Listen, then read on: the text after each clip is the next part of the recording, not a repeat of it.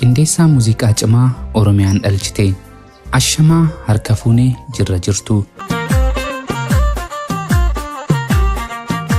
Keessumaa gama weelluutiin sirboota aadaas ta'ee ammayyaa walaloo fi yaadaloo meeshaa muuziqaa waliin bifa gurra namaatti toluun qindeeffamanii gurra uummataa bira ga'u. Kana keessatti nuti gama foddaatiin yookiin raadiyoo kan ilaalluu fi dhageeffannu fakkii weellisichaa yookiin sagalee weellisichaati. Garuu duuba weellisichaa qindeessaa muuziqaa cimaan akka jiru hubachuun barbaachisaadha. Guyyaa har'aa waa malee miti waa'ee qindeessitoota muuziqaa kan dubbii eegalle. Akkuma armaan olitti heeruuf yaaletti sagalee cimaa duuba muuziqeessaa cimaatu jira. Qindeessitoonni muuziqaa aartii Oromoo ol guddisuuf tattaafachaa jiran keessaa tokko isiniif qabadhee dhufeen jira.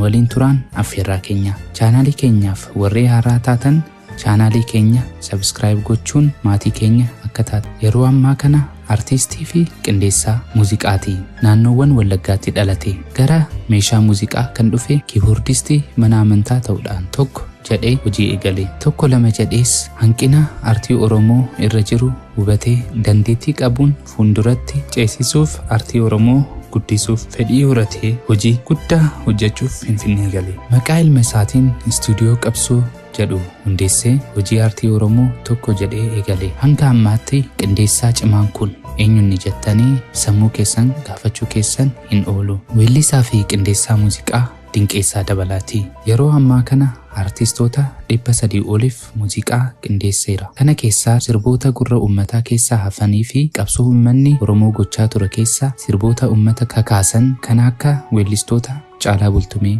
Jireenyaa Shifarraa'u, Galaanaa Garoomsaa, Keekiyyaa Badhaadhaa, Seenaa Salamoonii fi kan akka kana fakkaatan eeruun ga'aadha.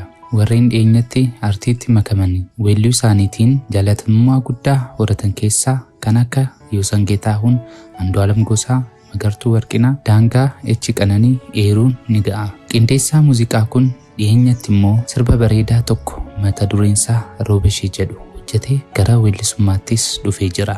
Roobashii, Roobashii, Roobashii, Chaamashii, Roobashii, Roobashii, Roobashii, Roobashii, Chaamashii, Roobashii, Roobashii, Roobashii, Roobashii. Sirba kanaanis jaalatamummaa guddaa horachuu danda'eera. Yeroo ammaa kanas odeeffannoo keessaa beektoota irraa iyyaafanneen albama bareedaa tokko kallacha koo kan jedhu hojjetee xumuruuf akka deemaa jiru dhageenyee jirra. Albamii qopheesseera. Akkuma kanaan duras miidiyaa tokko irratti illee yeroo na gaafatan carraa argadhee dubbadheen ture. Akkan qopheessaa jiruun dubbadhe yeroo sana.